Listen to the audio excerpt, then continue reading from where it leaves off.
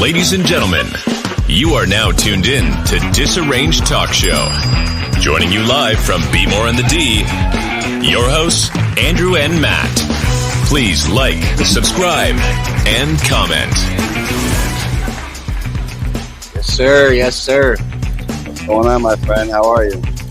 Oh, I'm doing okay, bud. How are you? I like that scully you got going on. Oh yeah, buddy. I need it. I'm in a little comfort mode right now. Yes, I know. We want to. You want to give a quick brief, or you? Yeah. First off, hey everybody, what's going on? Thanks for joining us. I wanted to give a quick shout out to two very special people in the upper part of New York State, in a little town called Elizabethtown. I wanted to give a shout out to my two wonderful grandparents, Claude and Wanda Turner. Just wanted you guys to know I'm thinking of you, love you, and thanks for all the check-ins today. I just got out of surgery a few hours ago, bud. It's amazing. It's absolutely amazing. Yeah, I'm gonna be honest with you, man.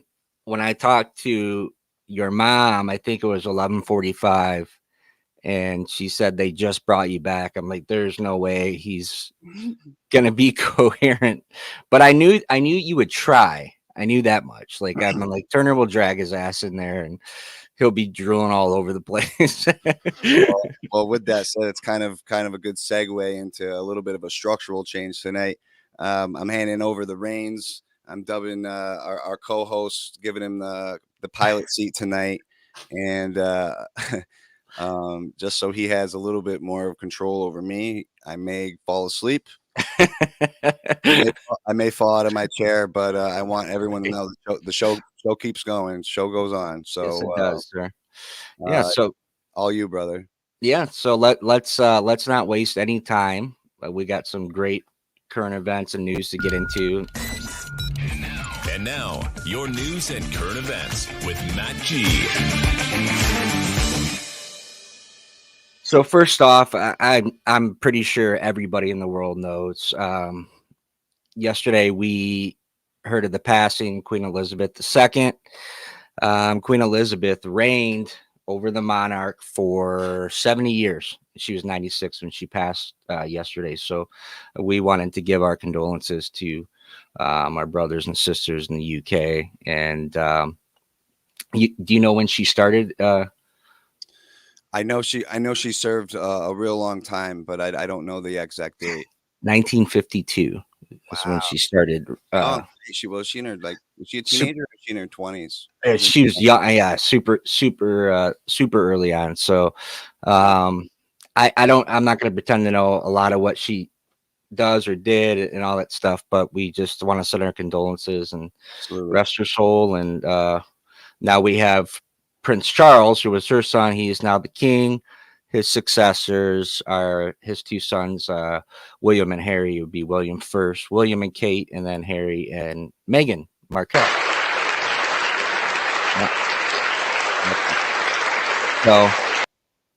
So moving on from that, we just want to send our condolences. But moving on from that, I got a hit on. Oh, man, I know I've hit on this a couple of times. And God bless her, White House Press Secretary Karine Jean-Pierre. Okay, if you watch any of these press briefings, her and then I believe it is NBC correspondent Peter Deutsche. This guy is a automatic weapon with his questions. Some would say he just asks. Was he in Fox? I don't know. That's the funny thing. I'm almost positive he's not a Fox reporter. No, never mind. He is. I gotta change that. He is a Fox reporter, but he's back over the seat tonight. Hey, everybody. Yeah, right. He is a Fox reporter. It's funny because I thought before, he's probably a Fox reporter, and then I thought he was NBC. But anyway, he gets after her. A lot of times what I believe is facts. Okay. So there was an incident with tennis star, Novak Djokovic. He has COVID and he was trying to get back into the United States.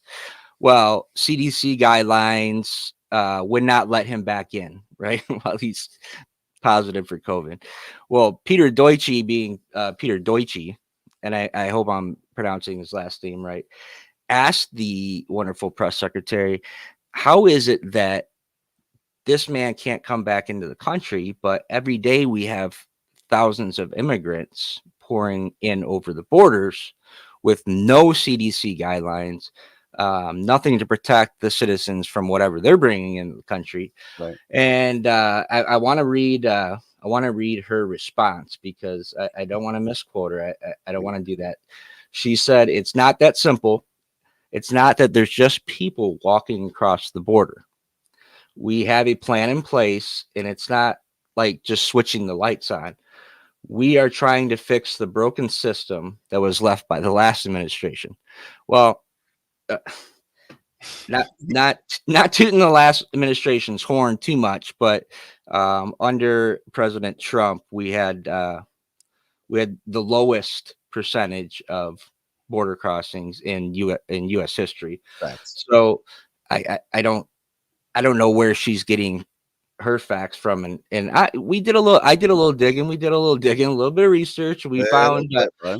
We found some evidence that she might be wrong. There's some stuff, and then there might be maybe a little bit more. And I don't know. We've found some other stuff. There might be. Oh, well, looky there. Oh, so nice to be here, folks. Apparently, there is thousands of people crossing the border every day.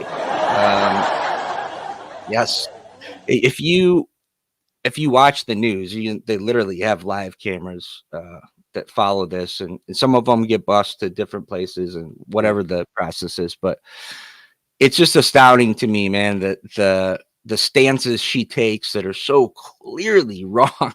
It's just so clearly wrong.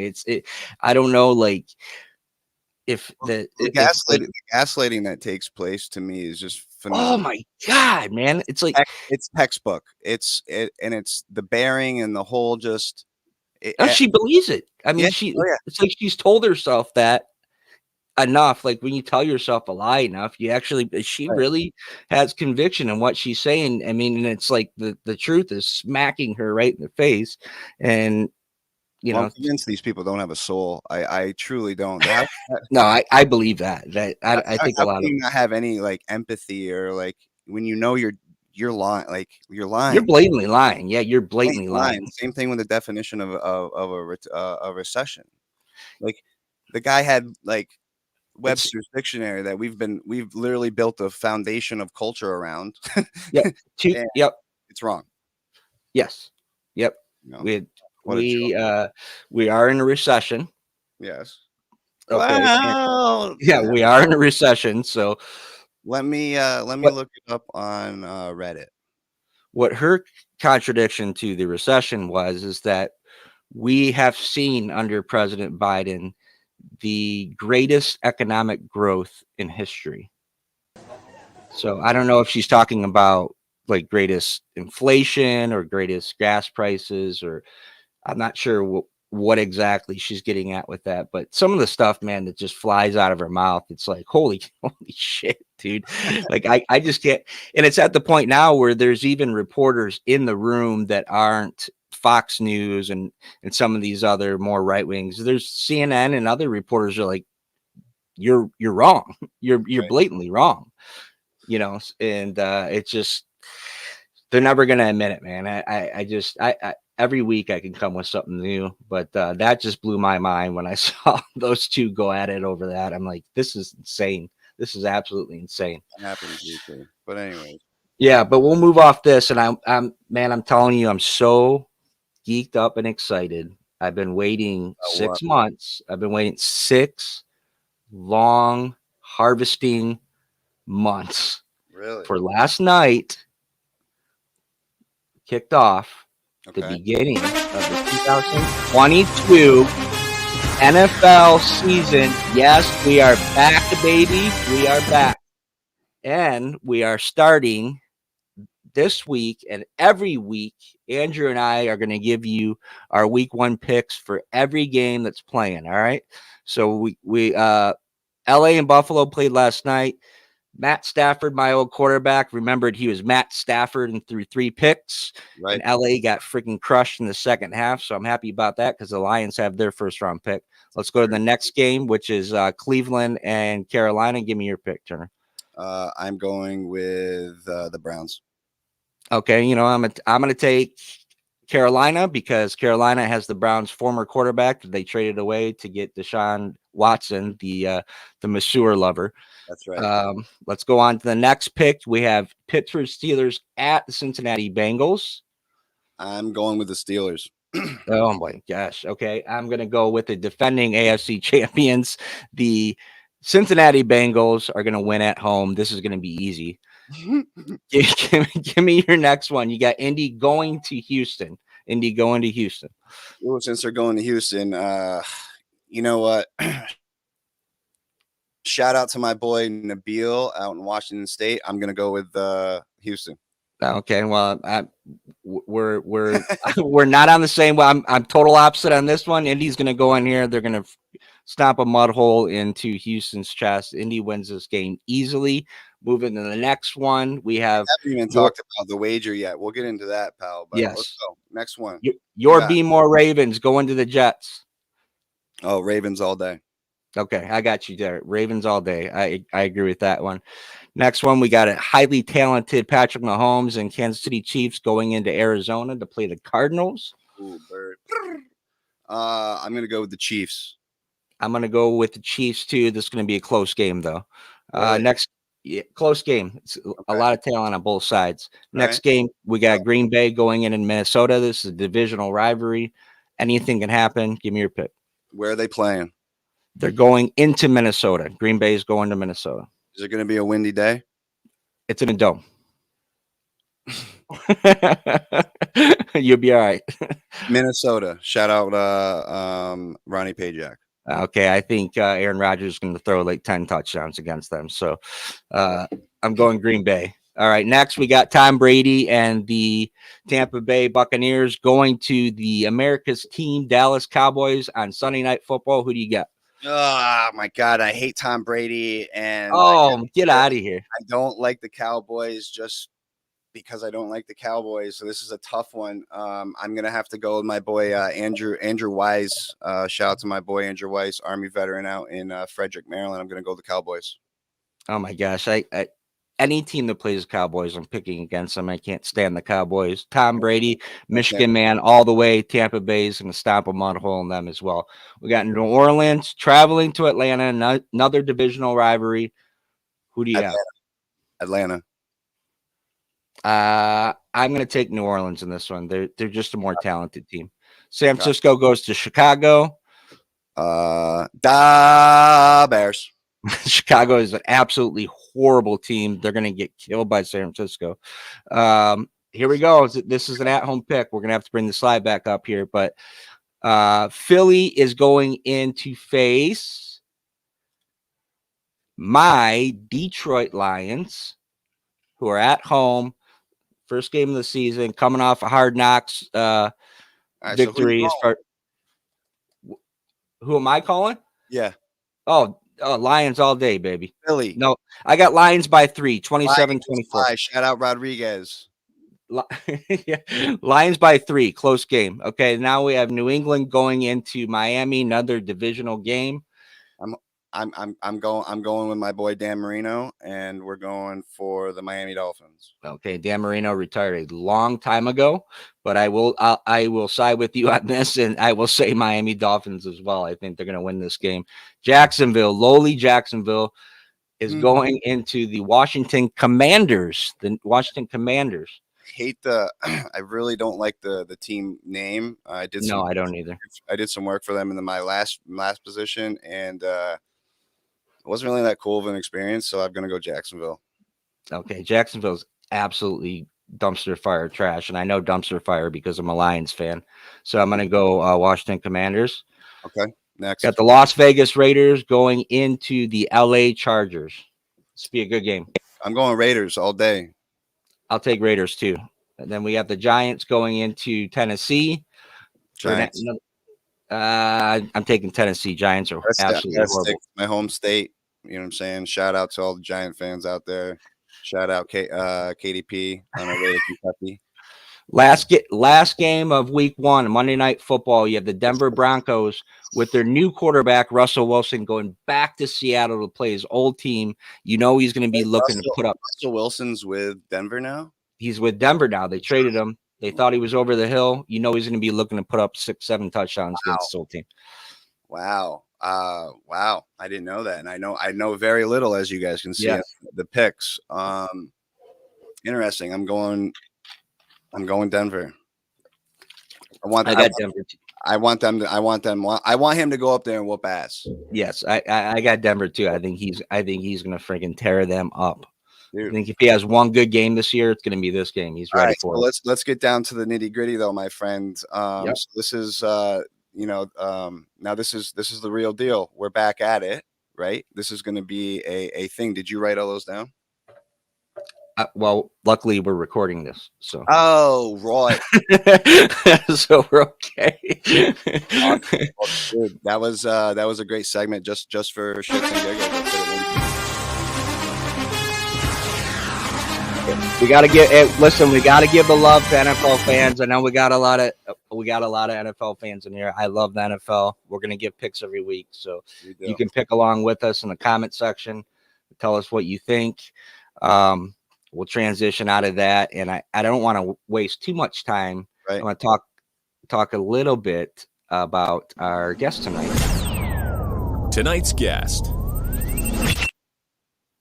So our guest tonight is Marine Corps Gunnery Sergeant Matthew Rinehart, and I met him over conversation on Facebook, and it actually was stemmed from our show with Aubrey Runt. And he had served with the old first sergeant, and we got in a conversation and kind of found out that definitely Matthew has a story to tell as well. Right. Something that I know for a fact everybody's going to be able to get something out of. Super excited about it.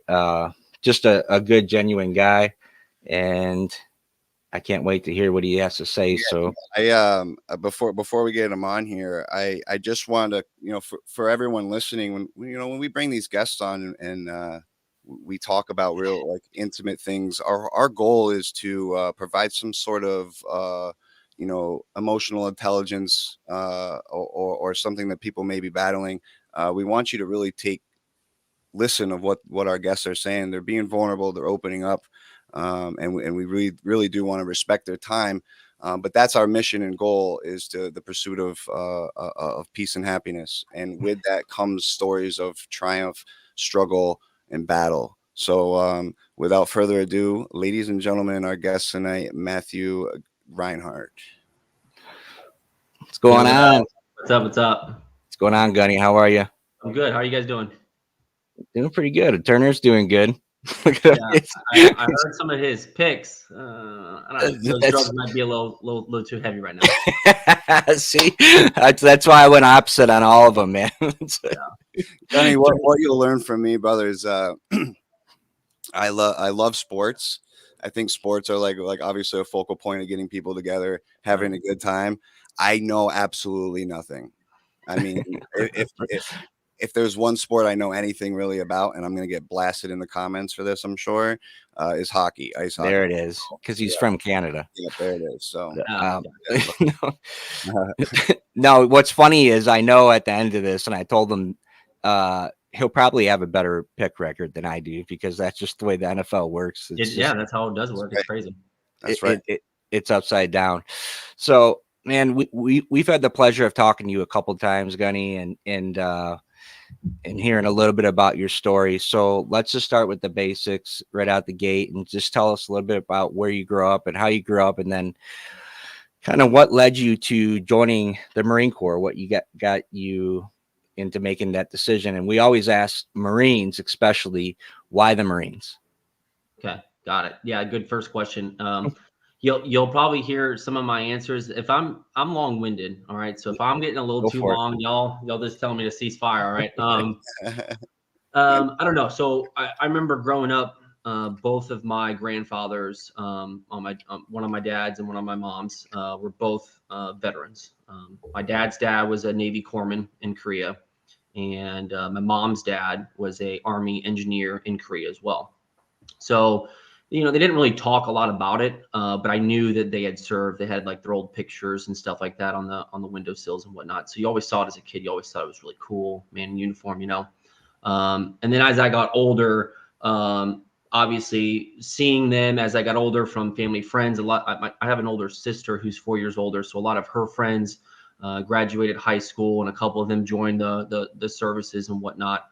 And obviously looked up to those guys because I'd known them since I was a little kid. So always had the idea behind it, but how I grew up was not in that route, I guess you could say. Right. I grew up more in a kind of a strict, Catholic family household where it's like, you're going to graduate high school and then you're going to go to college, right? And my sister did that. All my older cousins did that. It was just the norm. So as soon as I really started talking about it around my junior year, it was kind of like in one year right out the other with mom and dad and whatnot. And then I would talk to the recruiters at school, just getting more info, and talking to family friends and stuff like that, and getting as much info as I could, because I knew I had to have the ammo if I wanted to sit down with my dad. Because come with facts. Exactly. Right. So trying to do as much research, but I felt like every time I thought I had enough research done, I mean, they would just blast me with like 20 questions that I had no idea what the answers were to, Right. So, and then being in high school and playing, soccer and baseball, being in a competitive, atmosphere, it was just like, this is what I want to do, and I want to do it so bad. But finally, it took both of my grandfathers to sit down with me and tell me that, in a sense, hey, you're young and dumb, dude. You need to go to college and figure out life a little bit, right? Yeah. And I fought it as much as I could, and I finally hashed a deal out with both my mom, my dad, and then both of my grandfathers. Was like, hey, go to college, give it a shot, do at least a year, right? Right. I'm like, oh my god, that's a year. That's so long, So no, right, you're my family. You're the people I look up to for guidance and support. Like, I can do that. So I went to college for a year, and I enjoyed it. Actually, I did. Mm-hmm. I wasn't the best student, but I was always there, always doing my homework, doing what I could. And I do remember vividly, freshman year of college ended, and my old man was out front. We were doing something in the yard, and he's like, "Hey, what classes did you sign up for this next semester?" I'm like, yeah, okay. And then backtracking a little bit, in high school, he did kind of open the door to like go talk to people, but he was the man that was like, we're going to do all our research. We're going to Army, Navy, Air Force, Marines, Reserve, Air National Guard, all that stuff. And we did. He took me every window shopping down the recruiting centers, and everyone had a lot of good info, but I'm a hard-headed kid and still a hard-headed guy. And, it took the recruiter man to come to the house one time. And I think I actually went over, I know my sister's watching, which is comical. I think I went her over and my mom, because he was a very handsome, good looking man. You know what I'm saying? Right. But I finally told him, I wanted to do this for a long time. I'm going to do this. I gave you guys the opportunity and listened to you, tried the school thing. Wasn't half bad, not at all, but this is what I want to do. I'm going to do it. And I'm going to go the Marine Corps route because of the following, being so competitive and just the nature of the beast of, the best of the best, man, like the tip of the spear, hardest training. Like, I wanted to be pushed to my, mental and physical limits and see if I had what it took. And finally ended up signing the papers, and me answering some of these questions, I think, are going to bring back some funny memories. The one thing that I do remember after I enlisted was I got my ship date, and I was just so excited. I came home, told my family, and I remember I told my dad, and he's like, "Are you kidding me?" I'm like, "What? Like, what happened?" And he's like, "That's opening deer season, dude." So But yeah, I mean, devastated. Yeah, he was pretty upset. I picked it, and everyone's different. You know, I get that. You know, I was a recruiter myself in the Marine Corps, so I get it. It doesn't appeal to everybody, but there are certain aspects of it that really grabbed my attention, and I know it was the best fit for me, and I have no regrets at all. Was there a little, Gunny? Was there a little kind of like a feeling or a level of like searching for a little bit of independence? Oh yeah, for sure. You know, growing up in a household where, you know, mom and dad both worked very hard. Dad at his own photography business since he was like 20 years old. Wow. So he was like the hard working man. He was gone Monday through Friday, 6 to 6, you know. But it was a strict household. You know, they had like, these were the rules. You know, we did church, we did all that stuff, but we also grew up in a very patriotic family. So always seeing the flag out front. Yeah.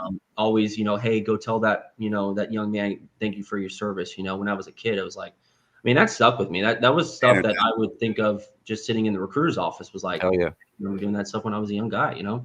Yeah. Awesome. So you get done with boot camp. We'll fast forward a little bit. Now in your first unit, you get to your first unit. What do you hear about deployment?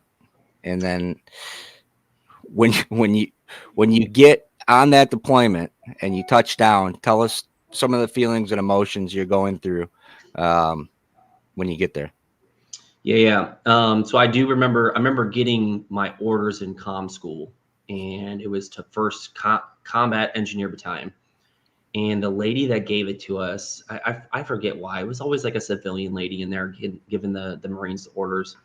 And I think one of the guys that was going with me, because I went with like 7 guys, she was like, "Oh yeah, that's a non-deployable unit." And we're like, "Psych."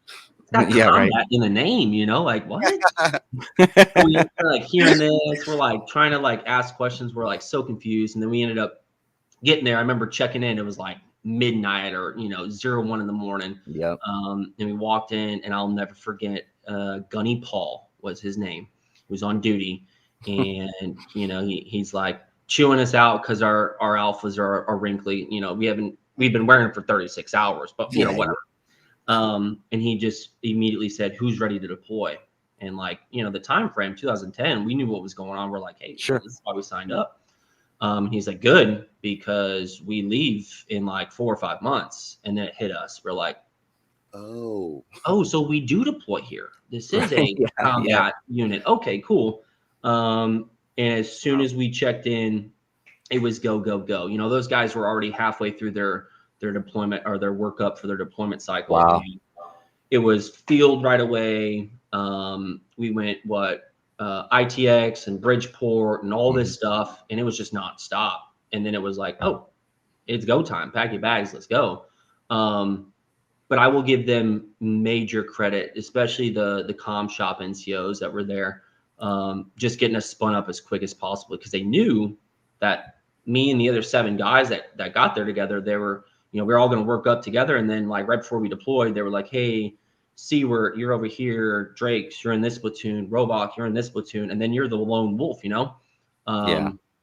So that was exciting. Blink of an eye, we were, you know, packed up, ready to rock and roll on that bird. I think everyone was anxious. Everyone was excited, you know, kind of talking the friendly smack. And then as we like slowly were getting there, everyone quieted up a little bit. I think reality set in. And then when those wheels touched down, you know, it was dark. Everyone's jet lagged. Everyone's tired, but we're like, we're here. Game time. And go right into, you know, signing for gear and giving the high five, tag in, you're out, best of luck. Yeah, and then fast. Then everyone's like, "Hey, you guys are going here. You guys are going here." Everyone's, you know, doing it. And it was a wake up call for sure. But it is, and I'll preach this to my Marines to this day, is like, we always are worked hard. We always go to the field a lot, right? But like, that's the stuff that pays dividends when you go on a deployment. 100%. You know, it's muscle memory. It's all, you know, you don't even think about it. Someone asks a question, boom, you give an answer. Something's broken, boom, you fix it. You're like, oh, it's because I did this, you know, a gazillion times in the field. I'm ready to go. So, it was definitely eye-opening, you know, getting used to the time change, the heat, the smell. Everyone leaves, and then I'm with a couple guys, and like things start kicking off right away, and it was pretty crazy. So what was your primary mission for your unit over there?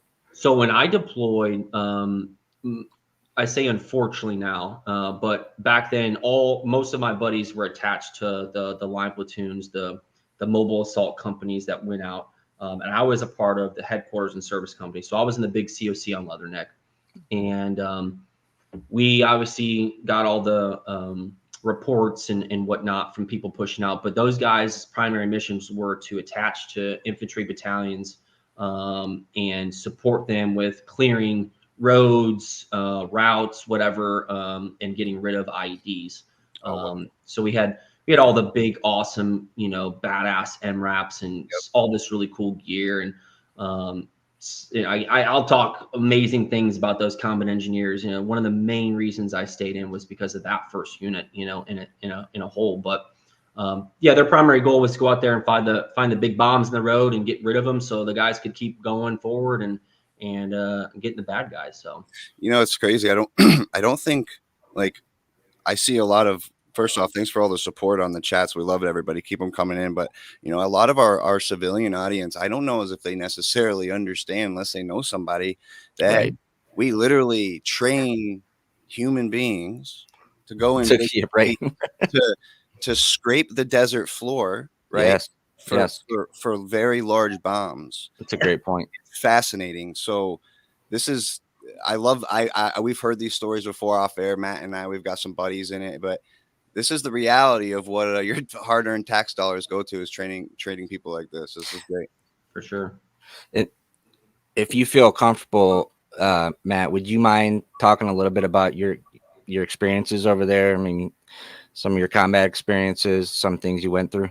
Yeah, for sure. So I say it to these buddies that I still talk to this day from that deployment. I had the cush life, right? I was headquarters and service company back in the rear with the beer, baby. So I was just doing COC watch for the time being, but deployments, they'll throw you curveballs. So we were only over there for probably a month, maybe a month and a half. And I just remember my hooch door slamming open at about midnight, 1 o'clock. And Gunny's turning the lights on, and he's like, "Everyone up right now." And I'm like, what's going on?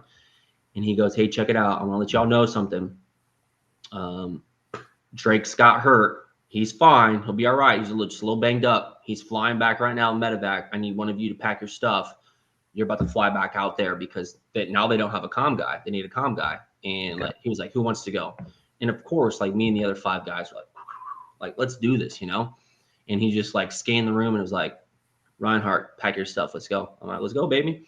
So I start packing I asked him real quick, like, "What do I need to pack?" He's like, "A day pack. You won't be with him very long." Right. That's another story. But, packing a bag, and he's like, "Hey, the MRAP is out here to pick you up. Is literally about to take you to the flight line." And I was like, "Oh, this is for real, Like now. Yeah. So definitely adrenaline was rushing. Super excited because I was a little upset and saddened that I didn't get attached to a platoon right away.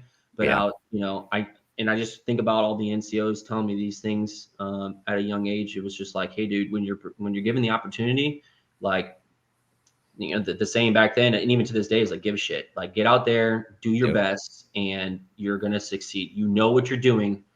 If you didn't, you wouldn't be going out there, So got on a bird, flew out there, hooked up with them, found out they had a metric amount of comm gear. I'm taking accountability of this stuff, and then I'm like, "All right, let's roll."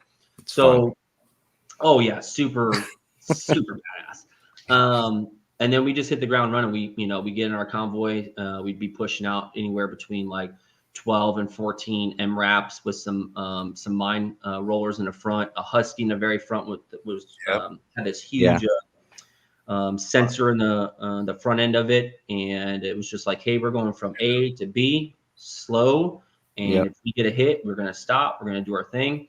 And I remember I wasn't with them more than a week, and comms went down. Go figure. So I unharness, go to the back, messing with the radios, asking the lieutenant, because I sat next to him in the Buffalo, which was the biggest MRAP we had. It had this huge interrogation arm on the side that could interrogate the ground and whatnot if we had any positive ID. and I got the comms up, and I had hooked up the 5-piece harness. And as soon as I hit that last button, I remember just kind of sitting back a little bit, and then we just rolled over this massive ID. And I remember being like kicked back and hearing gone, not even like a ring, just gone. And I'm like, trying to wait till the dust settles. I'm trying to figure out what's going on. I'm like kind of feeling around, making sure I don't feel any blood. I'm like, yeah, I'm good. Like, I'm all right. And then I looked over the lieutenant, and, he's got the suicide hatch open up top, getting some airflow in. And then I see up in the front, the driver and A driver's heads were like leaning against each other. They were just like completely unconscious. I was like, here we go. Like, it's go time. And then, we took some small arms fire and whatnot in our vehicles. Like I said, muscle memory, come up, cordon us off, do their thing. And then Corporal Gerlach was in front of me. He was the one assessing the driver and A driver, and he's yelling back as loud as he could because we couldn't hear anything. But he's like, they're good. They're just, they're knocked out. Like, they're all right. No, no blood, no nothing like that. And so I was like, dang, this is it. Like, and then as soon as it was done and we got those guys, called up 2 9-lines, got them out safely, grabbed some new drivers, got the wrecker to pick up the Buffalo, and they're like, keep pushing, let's go. I'm like, nice. There was no secondary attack or anything planned. It was just it was a couple. No, it was like, I think probably like 5 guys just thinking they could take us all at once. Super smart. But right after they handled that situation, we rogered it all up and whatnot. Obviously, we kept pushing, and it was like that until I had to depart to go back home. But it was like, even with them for only a week, I hit 3 of those in probably a 10-day matter. The first one being the biggest one. I mean, that thing ripped off the whole front end of that cab was gone. I was like, good Lord. But it was really cool because I didn't get to work up with them on the deployment, but you fall into things and you show them that you have the capability to do your job. Yep. You're one of them, man. Like, I knew everyone's name. I knew what was going on when they said, codes and stuff or abbreviations. I'm like, I'm check, Raj. I got it. So it was weird. It was weird to think about like how fast you click, but I mean, that's the Marine Corps, man. You just know those guys. Well, it happens out here in the civilian world as a veteran. I mean, I can, was it 2 or 3 years ago? I sat down and ate a cheesesteak with a World War II Marine and his son that joined, and we literally talked for like an hour and a half. Like, we went to boot camp together. Yeah. Oh yeah. So you did mention when you were telling that story, Matt, that you had to go back home. Can you talk to us about the events that were leading up to that? How you find out what happened? Yeah. So I remember we had some vehicles that had gotten kind of messed up with some, we called them toe poppers. They would pop tires or, kick an axle off or something like that. I think we went back to Fob Nole, and we were getting some of our trucks worked on and whatnot. I think they said we had like a week there or something. And I remember pulling in and I remember seeing some of my other guys from back in the rear, and I'm like, oh, sweet. So I obviously go over there, chop it up. And this was a smaller base, so not a lot of room to move. They had like a little mini chow hall and some HESCO barriers and stuff. And like, that was honestly about it. So I went over there to chop it up with some of my guys from back in the rear, seeing how everything's going. And I remember making a phone call home because I remember they had this very messed up way of informing your emergency point of contacts back then. They used to get a automated message saying your service member's been in an accident. He or she is fine. They will be contacting you shortly, which I know just gave the parents a heart attack, right? Gasoline on a match. Exactly. So we had been told that even before we left, and I'm like, wow, what a great system. Who invented that? Yeah. So Jesus. My goal in Fob Nole was to get on the sat phone and call back home and touch base. I did. And I remember my mom answered the phone and she was kind of speaking fast, all worried and flustered. I'm like, hey, got all my limbs, got all my digits, like I'm good, I'm fine. Okay. Talked to her a little bit, said, everything's fine. You don't need to worry. Everything's good. And then I did tell her I will be leaving again. I don't know when I'll be able to make a phone call home, but when I can, I will call you. And that conversation ended in a very odd way. And it gave me just this weird feeling. Obviously, my name's Matt. So I remember her, I remember saying, hey, can you give the phone to Dad real quick? I want to talk to him for a second. And I remember she just yelling my dad's name, Jack. She's like, Jack, something, I don't remember what name she used, but something totally off, not even relatively close to my name. She was like, Timothy's on the phone. Mm-hmm. The red flag. Yeah. And so my dad gets on and we talked for a second, told him same thing, all's good, got my limbs and digits, but I said, well, why did she say Tim? And he's like, I don't know, your mom's acting a little different. I think I'm going to take her to the doctor. I was like, okay. I'm about to leave. I'll call you as soon as I can. So then we kept pushing. We stopped somewhere else again. And then oddly, we had this, 2 Ospreys had flown in on this little pad, touched and go, dropped people off. The second one touched. And I remember I was counting my radios and I kind of looked over and this guy was just kind of beelining it this way. I was like, why does that guy look so familiar? And I saw it was a chaplain from back at Leatherneck that we had. I was like, And I seen him talk to some of the Marines of the mobile assault company that I was with, and they pointed over towards me, and I kind of looked over, and I'm like, well, I'm the only dude over here, so here we go. And as he walked up, my mind was wrapped around, and it's sad to say, but like a grandparent or something, Sure.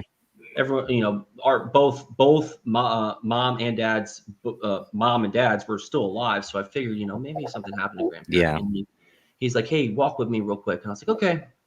And we walked, and he finally got me to a point where we were away from people. And he's like, hey, I just want to let you know you're receiving a Red Cross message. And I'm like, okay, my grandparent. All right.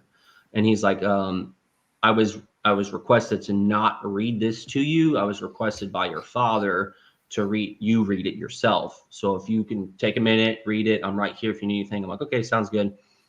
And I remember like within the first or second sentence as it was flowing, I was like, this isn't good.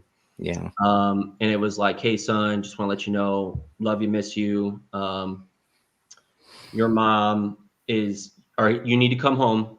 Your mom was just diagnosed with brain cancer. She has a week to live. We're doing everything we can. I just need you to focus on you and getting back here safely. And I was just like, wow, this is a joke, right? Like this surreal. Yeah. And I remember talking to him for a couple minutes, and then we walked back over, and I just remember seeing the two Marines from back in the rear. It was Sergeant Hum and Corporal Robach at the time. Mm-hmm. And I walked up to them, and I think they could tell like something was real bad. And they said, what's going on? I said, I gotta go home. And as I started talking, I crumbled. I literally fell to the floor, and it all hit me at once.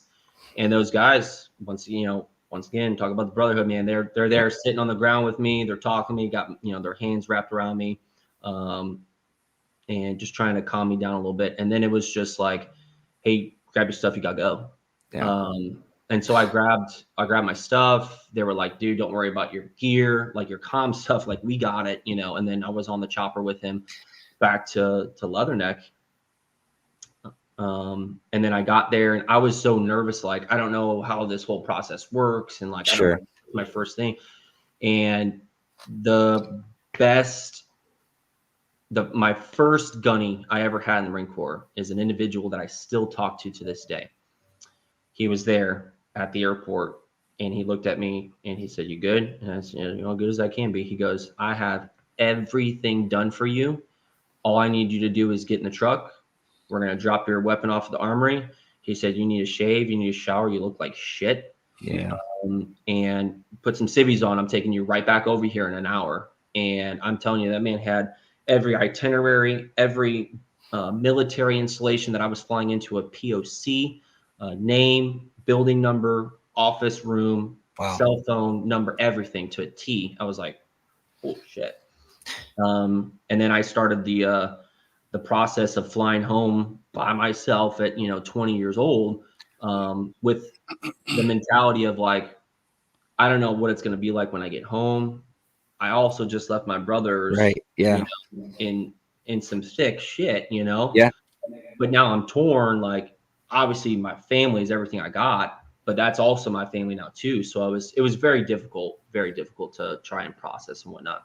Yeah. I mean, I was going to ask you about the thought process of that. If obviously mom was number one, but at the same time, you're coming right out of a very intense, intimate situation with your brothers and having to leave that. And then, you know, was it a battle of thinking about them and thinking about your mom? And it was until I got home, I think. Yeah. But in that time frame of me flying, and boy did I fly, man. I flew from Leatherneck to Kandahar to Manas, and then was in a berthing with some Marines that had just finished their deployment, going home and making it home for the holidays. And these guys are, pumped as can be. Yeah. And I'm just kind of, soaking in my sorrows on my rack, just trying to stay to myself. And I wasn't in there for more than 10 minutes before about seven Marines walked up to me and they were like, "Hey, who you with?" I'm with 1st CBM, going home on a Red Cross message. And, "Hey, man, grab your cover. Let's go chow." Yeah. Let's do it, And I had Thanksgiving meal there with 7 of the nicest, most random dudes I've ever met in my life. And then I flew all over the place. But I got stranded in Turkey for a day and a half because I missed my connecting flight. But a real cool little side note was when I finally got to the United States, I missed another connecting flight at JFK. And I hadn't slept, I couldn't eat anything else. Oh, sure. Miserable. So I finally just said, dude, hey, you got to put your big boy pants on. You got to go to the counter and tell them that you need some freaking help. So I went to this counter and this lady was like, "Hey, what's going on?" She could tell I looked like absolute shit, Yeah, you're spent. Yeah. And I just gave her the quick story and I showed her my little Red Cross message. She read it. She hooked me on a flight out of LaGuardia and wrote something on the back piece of paper. And she goes, "You go out and see Mikey out in the curb. He's the taxi dude. You go right to him and show him this paper." Nice. And I showed it to him, and he, there's this huge line of people, and he's just, typical, just slam me in there. And he's like, "You got to go now." And he told the driver, I mean, we were flying Mock Jesus over there. It was so fast. I was so scared, but got me there, flew all over the United States to get home. And I finally got home. And I think it was, when I saw my sister and my dad, I finally had to kind of cut ties with the boys that are back over there. Cause obviously my mind was back over there too, but it was like, okay, now you're home. Yeah. Now it's time to focus on your home situation. Family mode. Yeah. Yeah. And that's where I think I took a real big deep breath when I got off that airplane, knowing I was going to come around the corner and see family there. And I just said, you know what? You can't do anything here for your buddies back over there. Right. You will be going back. I already knew that too, is that I was going to be going back. I said, okay, you can worry about that stuff when you get on your flight and start preparing when you get back over there. So, yeah, I mean, I was fortunate enough to make it home, and walk in and, my house was all kind of changed up. Mom was in the living room and whatnot, but friends and family and neighbors all over the place. And,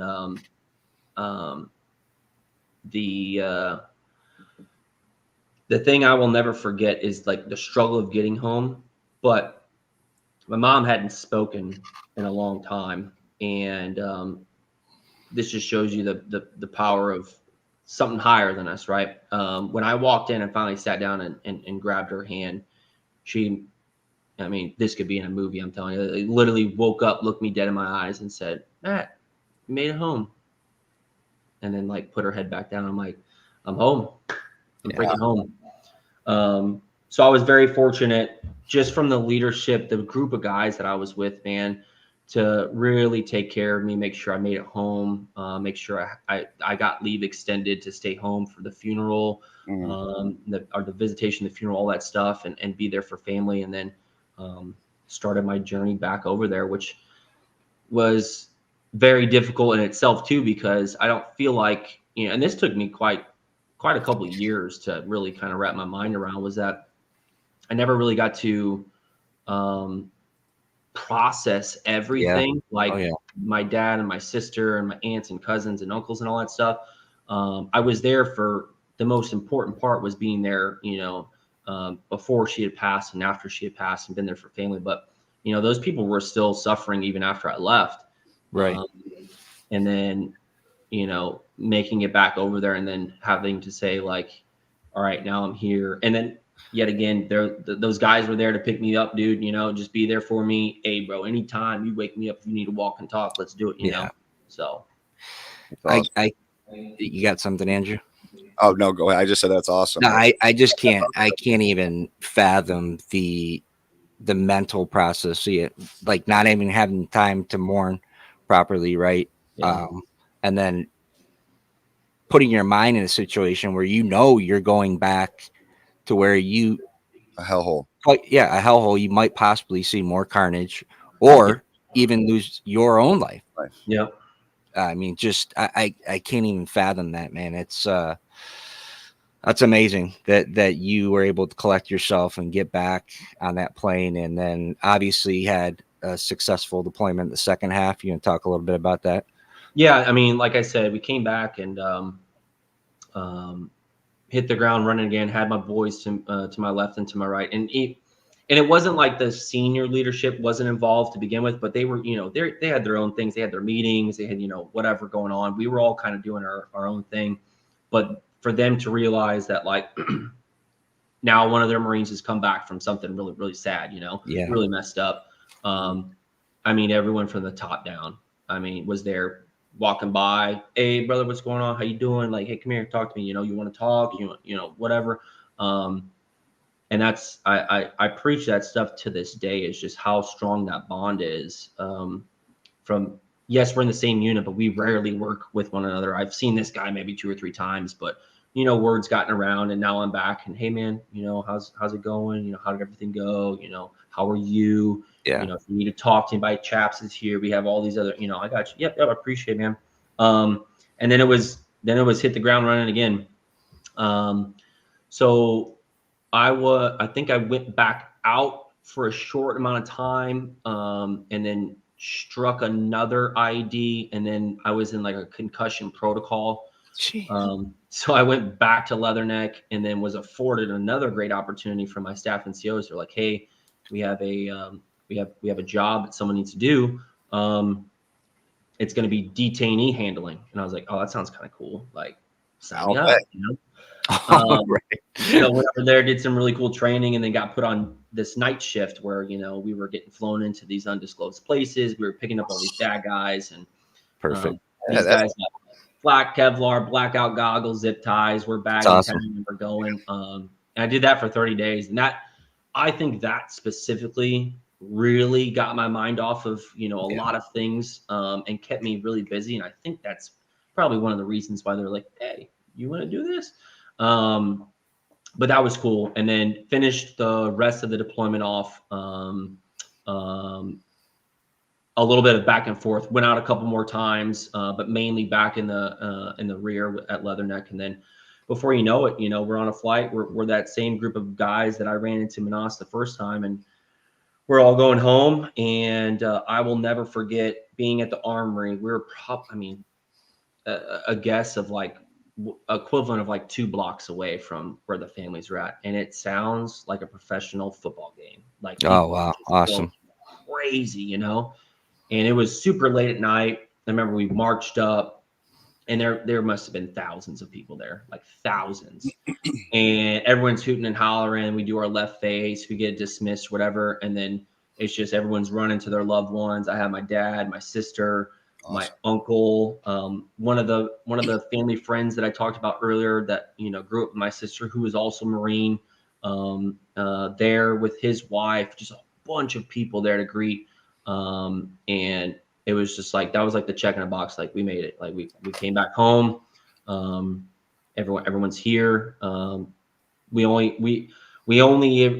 had one Marine that was a triple amputee from our platoon, but boy, was he there, in a wheelchair, and we were just stoked to see him. It was good. So made it through that deployment, and just kept chugging, man. Gunny, I want to ask this question. I'm gonna try to get through this one for you. So here on Disarranged, we really try to focus on providing some sort of value. Obviously, your story is remarkable, and the value, if you can't see it, you're blind. Right. So I appreciate you opening up, being vulnerable, and sharing your experiences. So with everything that you've been through, with all on the deployments on and off the battlefield that you've had to face, can you explain to us how that's impacted you as being a leader, a man, and how it helps you teach and guide your young Marines through difficult situations? Yeah, for sure. That's a really good question, man. So I did 2 deployments at my first unit and came back and was given the, hey, it's stay in or get out. What do you want to do? Mm-hmm. And in the beginning, being out of boot camp, you're like super motivated, dude. I'm going to do 20 years, right? I'm going to do it till they kick me out, right? I'm gung ho, semper fi, rah, rah, rah. But even still being young after those 2 deployments, man, like that was a lot. That was a lot of workup time. That was a lot of deployment time away from family, away from friends. So I had to make a difficult call to my dad and say, Dad, I'm torn. Like, I don't know what to do. And he said, take 3 days, take a piece of paper out, write down all the goods, bads, uglies, the goals that you set for yourself, the goals that you accomplished. He said on that 3rd night, see what outweighs. If you had more bad, then maybe it's time to just, chalk it up and get out and go to school or get a job or do something. But if you got more goods, then, and you continue to set more goals for yourself and you continue to accomplish those goals, maybe this is something good for you. I'm like, okay. So I did. I literally sat in my barracks room and wrote all this stuff down. And it made me think about not just what I was able to accomplish and do, but it was like the leadership that I had and how they influenced me and how they shaped me and how they molded me into I was a sergeant at the time, and how I got there. And I was like, you know what? Like, this is the pure definition and reality of real good leadership. But at the end of the day, just a bond of fucking brothers, like brotherhood to a T. And I was like, you know what? Now it's my time to give back. That's what it is, right? Now I'm in a position, in a rank, in a billet that now it's my goal to take what I've learned and done and shape the guys, that are junior to me. Right. And so I started doing that, and then I don't know, had this awesome idea at the time, and I volunteered to go on recruiting duty.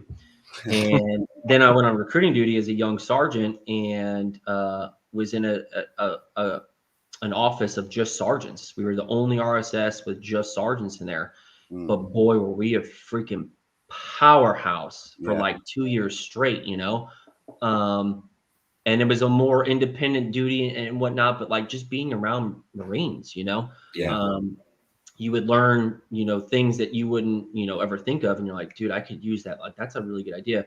And it just goes back to how the fleet is like you hear a leader say something on how to learn or do or get better or implement this. And you're like, I never would have thought of that. Right. And then it takes me back to the fleet after recruiting duty. And now I'm not in the division. I'm not within the grunts or the ground fighters. I'm now a part of the MLG. So now I'm getting into different aspects of the Marine Corps, and everyone works differently. But now I'm taking some of the stuff I learned over here at division and throwing it to these, MLG guys, and they're throwing stuff at me. And it's a full circle thing, man. We're like, it comes down, to the end of the day of being a human being, being a good man, and just being a personable one. I think that's why I would hope that a lot of people would say I'm a leader that they look up to, because yelling at someone's never going to accomplish anything, right? Like, but being a personable, someone that can be approached, someone that, and I tell my guys this all the time, if you got a question and I'm just sitting here, like, don't, and then there's no one else in here, like, oh, where did the NCOs go? Like, just talk to me, bro. Like, sit down. What's up? And just spreading the knowledge, but then seeing it like bloom, and like, then those junior Marines become, corporals and sergeants. Yep. You're like, dude, this dude's killing it, and then this dude's killing it. Like, this is awesome. She's killing it. Like, it gives a good sense of pride, and ownership of you put in whatever you put into your Marines is what you're going to get out. So if you don't care, they're not going to care, right? So it's just a good feeling at the end of the day. And I've been in now long enough to really see it. I'm running into people that I put in the Marine Corps and they're staying in, and I'm like, dude, this is awesome. I literally ran into a guy yesterday, went to go sign for some gear, who I was a PFC with in comm school. And I'm like, holy cow, bro. Like, and it has helped me become the leader that I am, the man I am, and even the father that I am right now, just thinking about everything that everyone has ever done for me, whether it be, and that's the other aspect, is everyone thinks it's work. Like, you got to learn that this individual is strong and weak at this at work, but he also enjoys this on the weekends. And you got to touch base with that stuff on off-duty stuff too, just to chop it up with him and make him feel more relaxed and a part of the team. So, man, I've been captivated at your story. This is what an incredible story, man.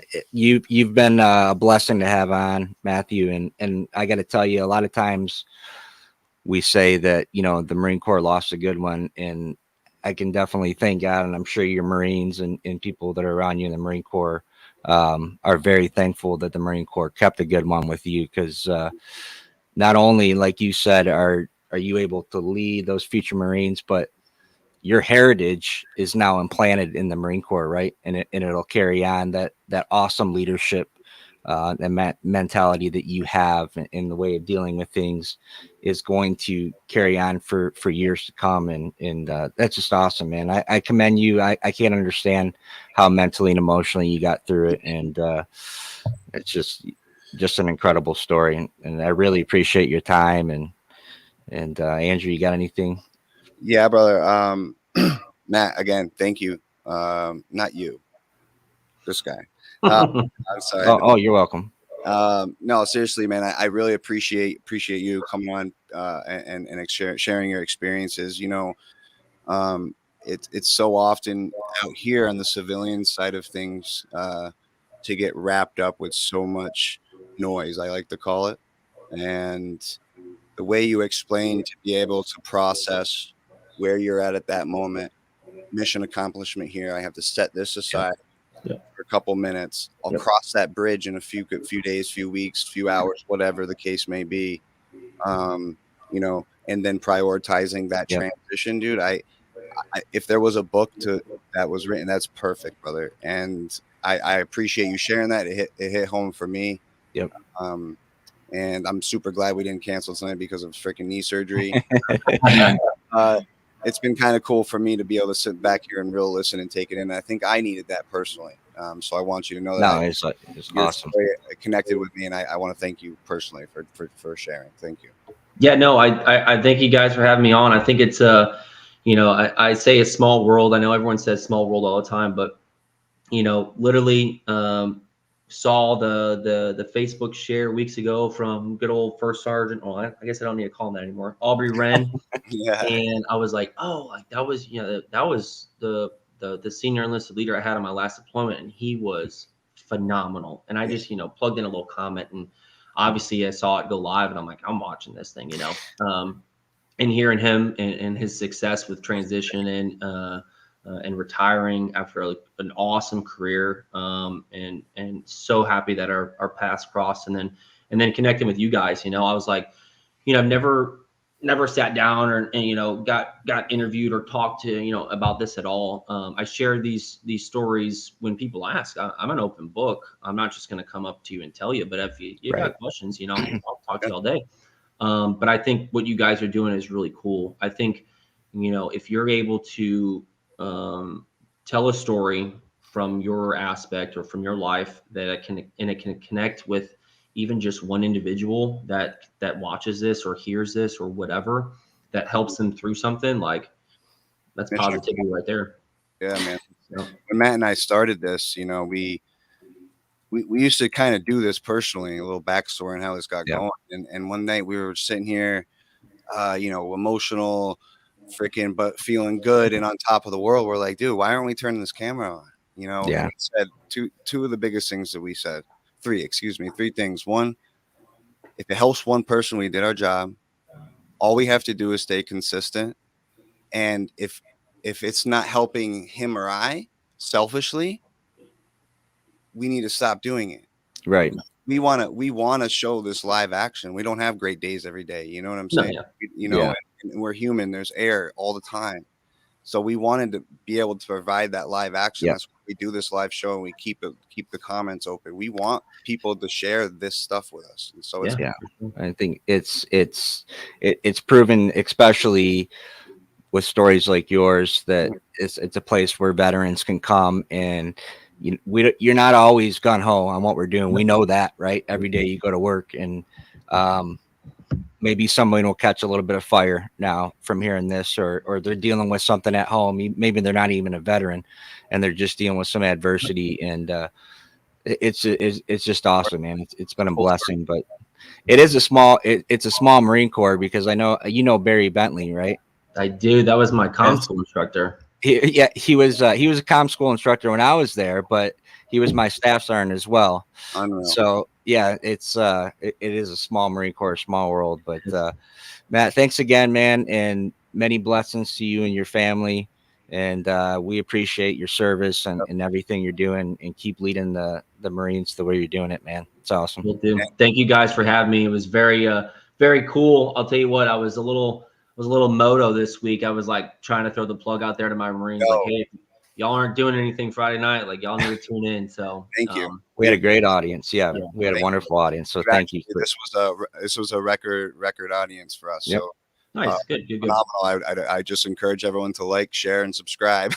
Yeah. And, Gunny, real quick, doors always open here at Disarranged for you.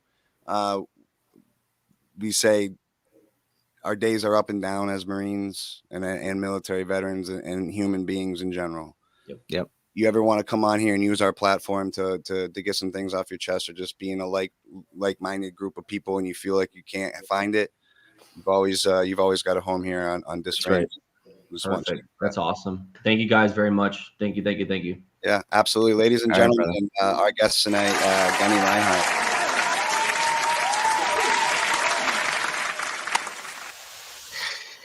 I gotta tell you, probably one of my favorite podcasts we've done.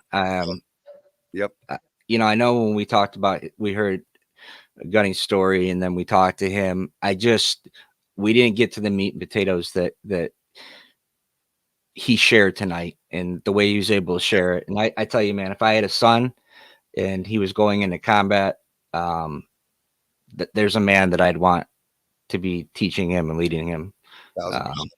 So I'm just very grateful for that. And we appreciate everybody out there for tuning in tonight. Yes, thank you. We love you guys. Thank you for the support.